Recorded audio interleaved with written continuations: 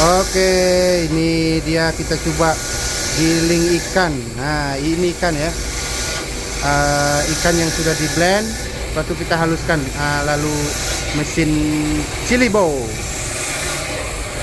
Jadinya macam ini. Ini dia ikan.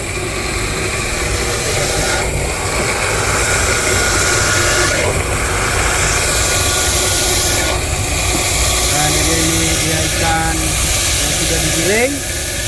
Nanti kita haluskan ke sini ya.